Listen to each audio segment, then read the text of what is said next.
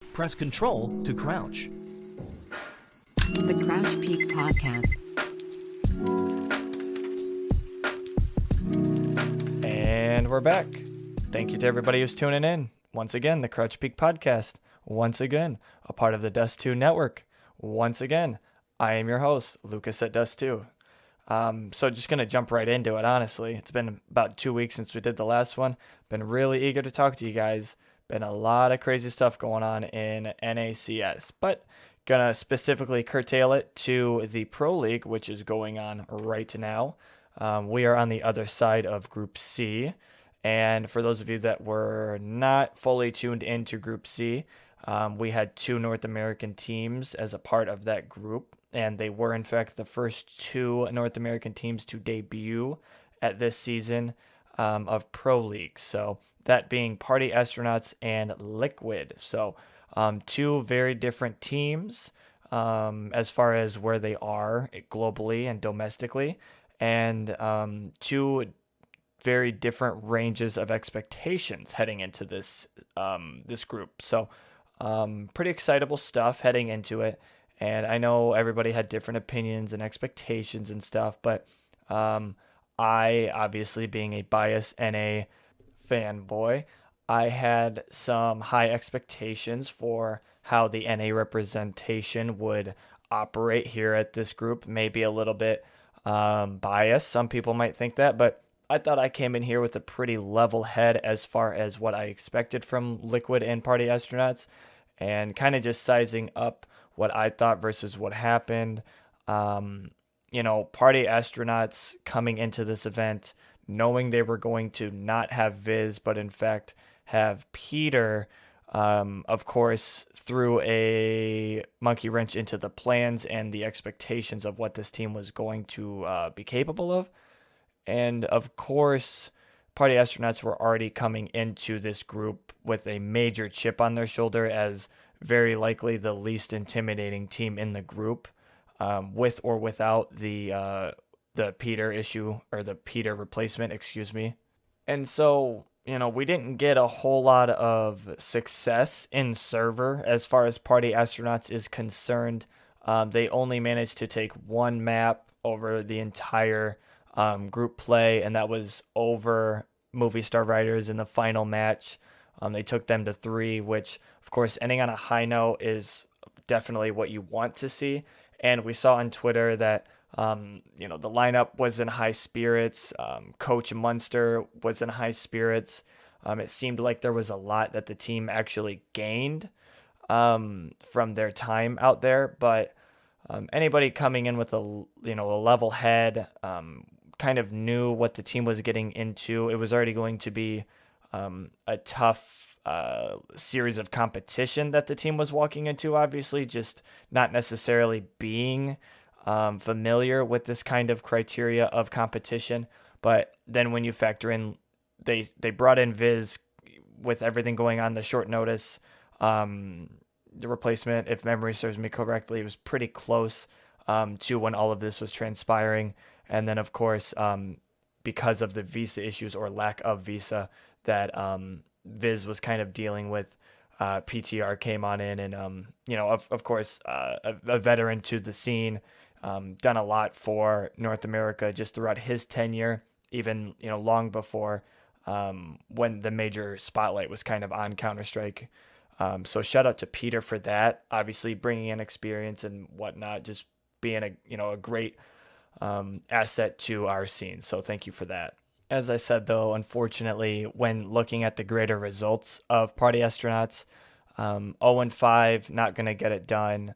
Winning one map, not going to get it done. So we will be seeing them in the relegation stages of next season. And obviously, we know where they stack rank for the most part domestically. And I am hopeful that we will see Party Astronauts see the other side of this and make their way back to Pro League. In my opinion, it's only a matter of time, but with the rocky landscape of North American Counter-Strike and Counter-Strike in general, it's obviously up in the air. But if nothing else, it was nice to see Party Astronauts get an opportunity to be out in Europe. I know the circumstances weren't great, but nevertheless, great experience, and hopefully, and I say that very, very strongly, hopefully, I'm very hopeful that this core sees the other side of it, takes this experience and moves forward.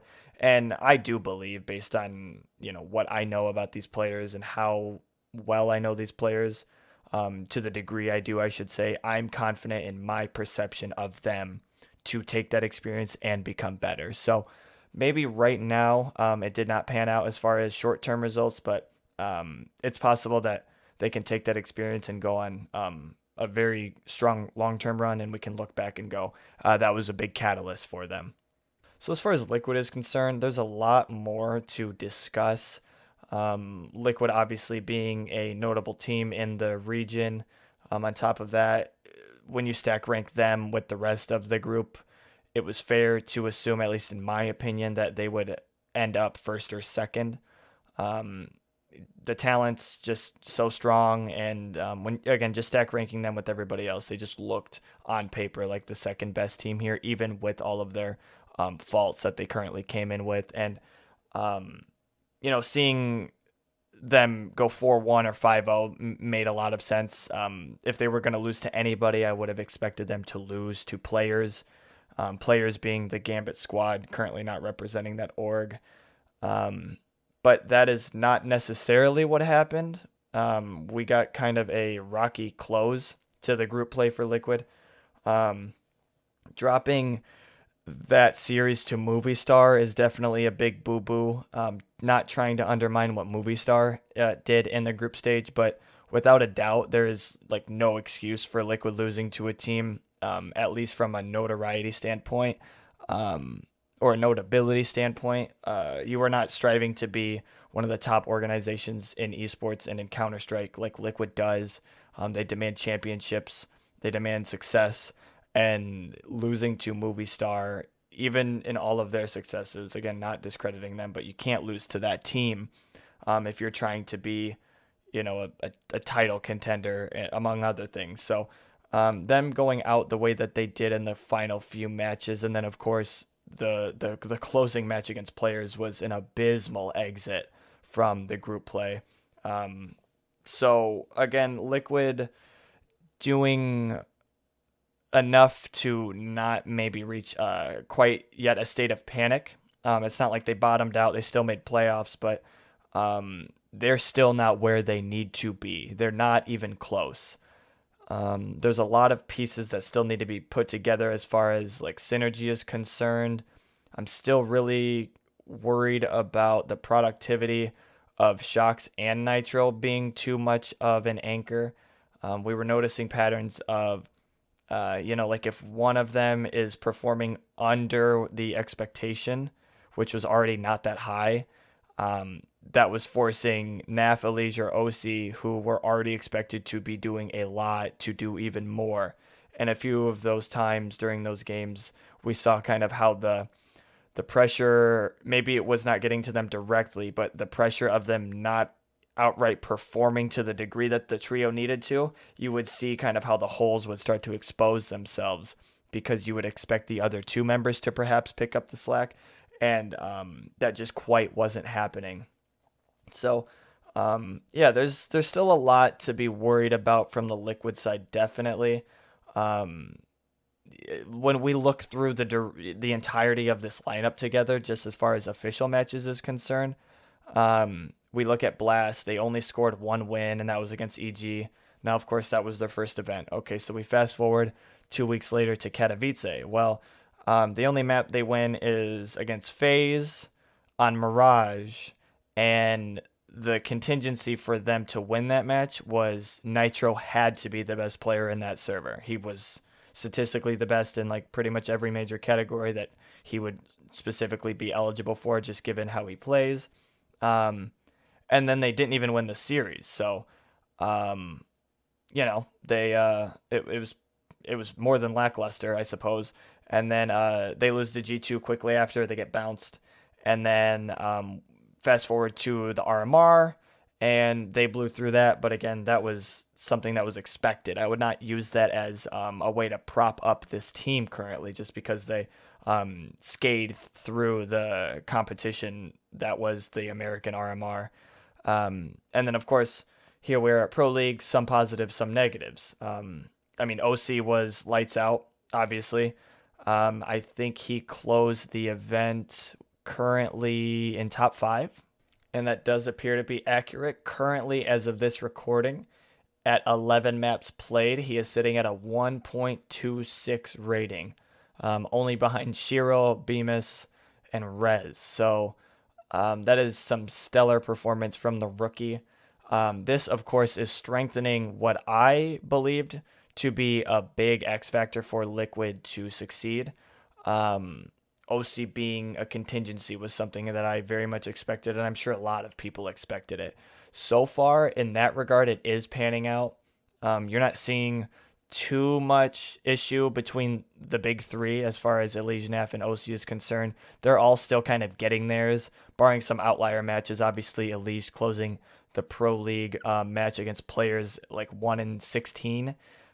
So obviously there's some outliers. And so far, it does appear like OC hasn't had to sacrifice too much. He's been given a lot of opportunities to succeed, obviously, given his impact statistically and through the eye test. But not only that, his like extremely impressive ability with utility, specifically like flashes, that has been largely unwavered. He was still wildly impactful throughout this group play using the utility. And again, that's supported by statistics and the eye test. So when focused on the rookie, which is something anybody with a pulse that kept their eyes on Liquid was definitely worried about heading into this, just because of the Grim situation, getting OC to perform was step A through Z as far as, is this project going to work?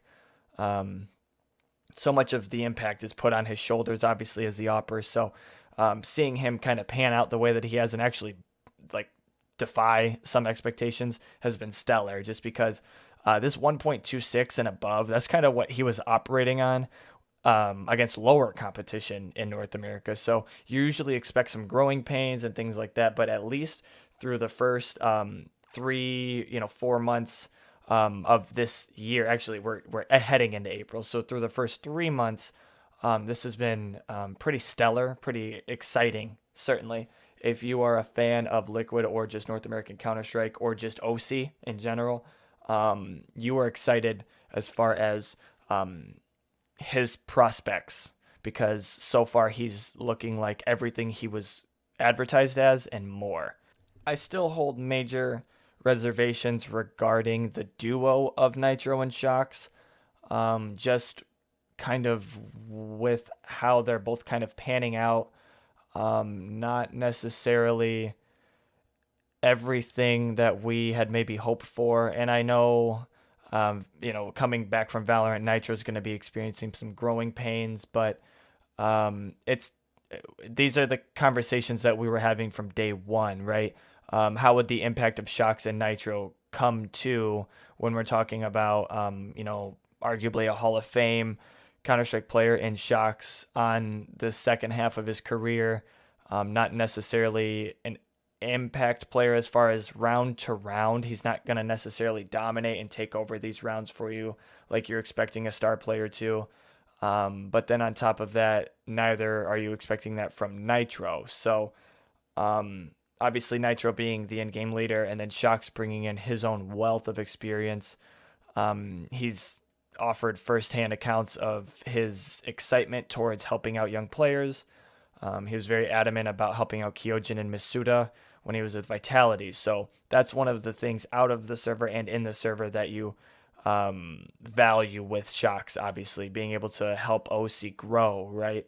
So, you have Nitro doing the in-game leading, you have Shox doing this kind of like helping or passing the torch to OC or whatever you want to call it. But, beyond those two things, there's not impact that's helping create results now. So if that's what we're going to do, if what we're going to do is just kind of carry the trio along the way and then just kind of have Nitro and Shox like every now and then offer impact as far as like pure stats is concerned, getting the frags in the server, not all the other stuff that we're talking about. If that's kind of the operation we're playing on, it's really tough to see how Liquid are going to, exceed the current expectations or form, or, because now at this stage, we're entering 3 months with this lineup.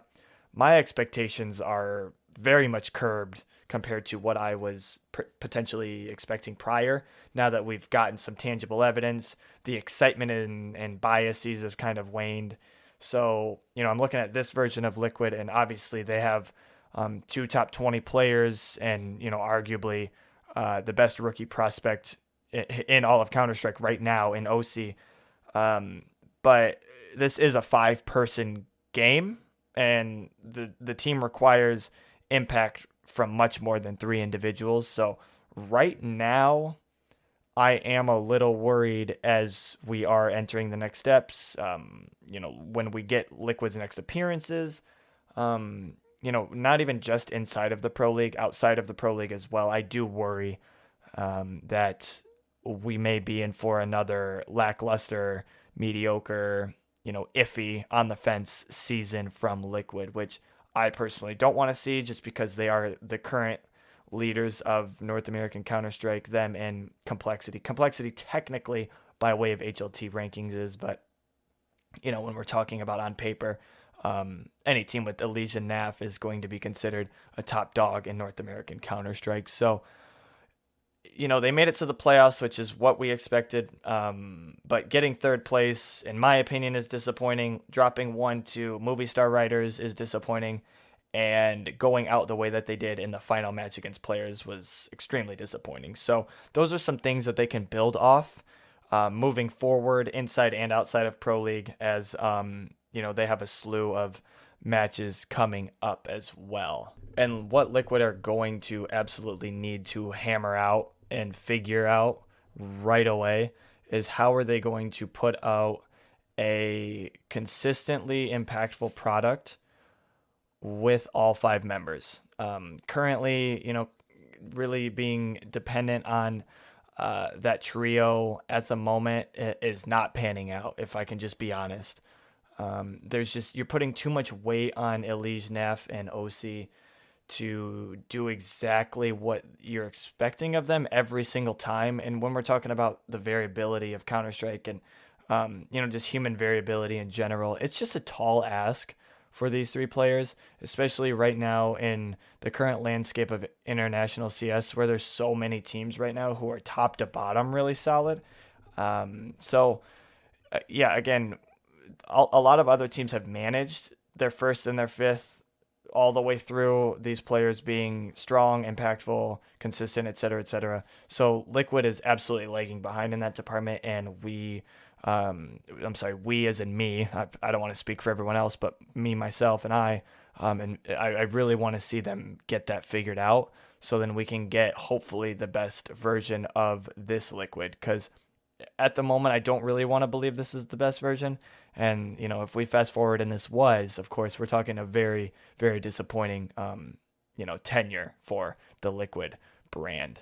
But anyway, moving on from there, we do have some more Pro League play to, commence and see through. So when I check that bad boy out, I'm looking at Complexity and Evil Geniuses as a part of Group D. And this one is, I would say it's also interesting, quite. Just when sizing up the entire group, we are looking at Navi, AGO, Heroic, Astralis, and then, of course, the 2 North American teams being Complexity and Evil Geniuses. So 2 teams with their own little storylines kind of following them. Of course, both of them, along with Liquid, qualifying for the majors, so no significant hiccups in that regard. These are 3 teams you expect to be the best 3 teams in the scene as far as North America. Liquid and Complexity both comfortably back in the top 30. Evil Geniuses not so much. So they've left a little bit to be desired if you are a fan of theirs, of course. But coming off of that RMR qualification. I just had a brain fart. It just occurred to me that I just said they qualified for the major. Of course, I meant these teams qualified for the American RMR in Romania next month. So excuse me on that mishap, just quickly clarifying that. But nevertheless, we are on land now with EG and with Complexity.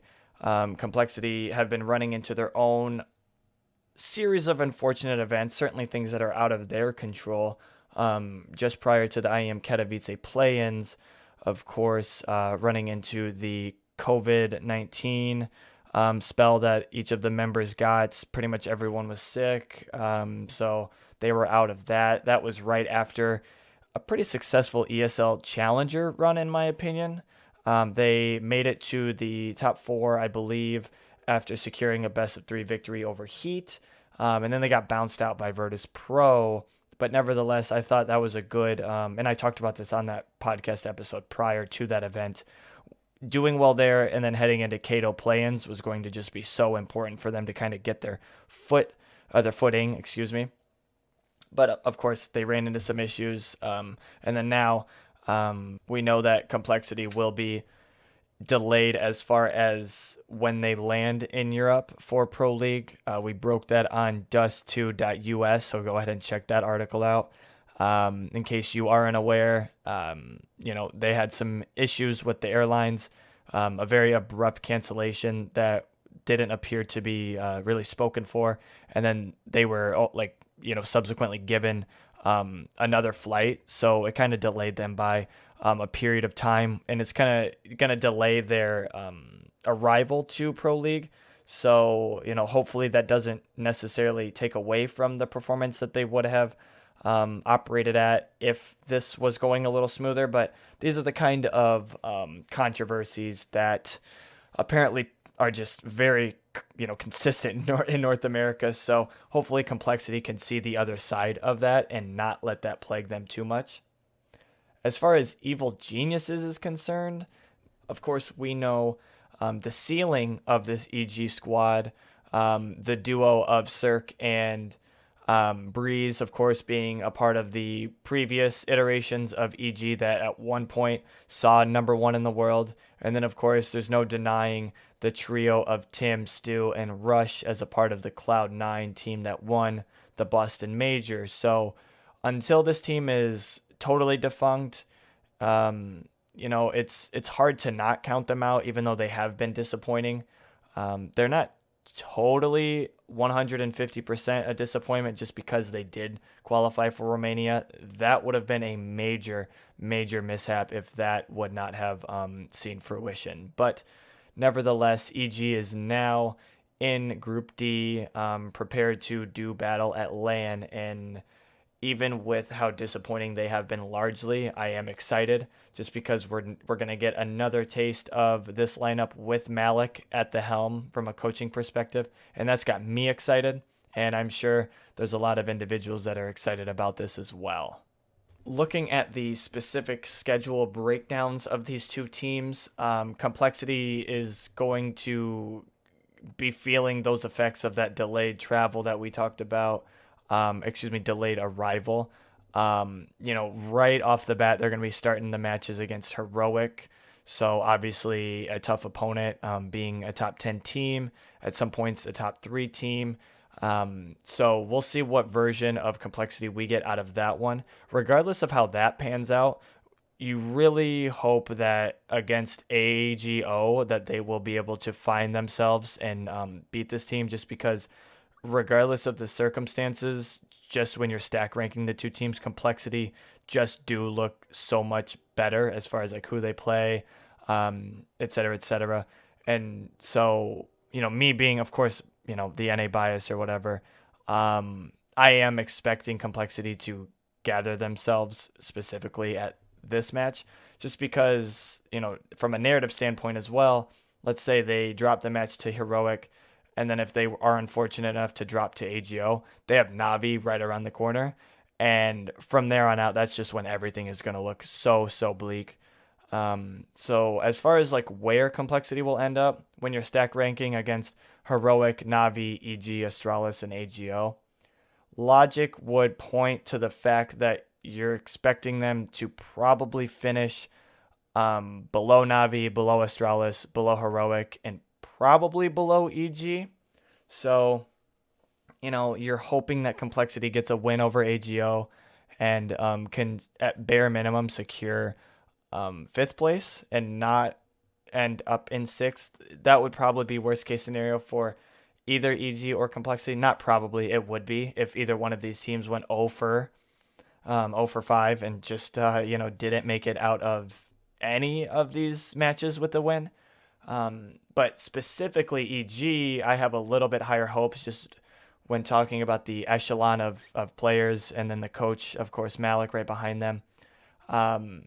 For me, my expectations for Complexity are to impress, but for EG, I'm expecting them to qualify. And I think this is going to be a big test just when you're considering who's in this group. Bare minimum, you want EG to beat Complexity to prove that they are the superior domestic team. You want them to beat AGO just because of the same concept. You're expecting Complexity to beat AGO, and then by transitive property, you want EG to win as well. From there on out, between Heroic and Astralis, it would be ideal that EG at least wins one of these matchups. Which one, I don't know. It's all going to depend on form of, but nevertheless, if you want EG to have a successful run, it has to happen with a victory over Heroic or Astralis. Now, the alternative is that they lose both of those and then win over Navi, but that is significantly less likely. So if you're an EG fan and you want some positive results, you're expecting the two wins between Complexity and AGO, and then one win between Astralis and Heroic. That would net them 3, and logic would suggest that gets them in the playoffs. So I'm expecting Complexity to impress. I'm expecting EG to qualify. So only time will tell, obviously. And that's coming right around the corner, believe it or not. With the game starting on Wednesday, bright and early in the morning, we're right here, and blink and you're gonna miss it. So if you have the free time, please tune in. Support all North American Counter-Strike. Of course, we had 2 in the previous. Now we got 2 here. It would be ideal if bare minimum we got one more North American team into the top 3, and then we had two representatives heading into the next steps of Pro League. So that's just me personally. I would love to see that. Obviously, ideally, you would see Liquid, EG, and Complexity end up top 3 in their groups. We know Liquid obviously just did, so time will tell if these other 2 teams do. Personally, I would not expect it, but I am not an oracle. I do not necessarily know how it will exactly play out. I only have my expectations. So I'm expecting fireworks. I'm expecting a good North American showing. I would love to see Complexity punch above their weight, and I would love to see EG not fumble the bag here. So that's kind of what I'm expecting for Group D. But regarding Pro League, with these matches right around the corner, that's pretty much all I got. We pretty much deciphered all we needed to. Group D is going to be some fireworks. For those who are unaware, of course, we are on the other side of the ESL Challengers League. And if you're unaware, we are in the playoff section of Season 40. So we did some coverage on that, as we always do, as a part of dust2.us. We did an article a couple days ago just kind of revealing the top 8 and kind of how everything would break down. And, we have a preview piece that we did as well, just kind of giving a refresher course. So if you need a refresher course, of course, please tune in to dust2.us. Go check those articles out and help support your scene and help support us, because we love to do what we do. And when you guys read that stuff, that gives us reason to continue. So tune into that as well. Outside of the Pro League, tune into the Challengers League. Got great competition coming up, and that kicks off actually today. So that'll be happening later today.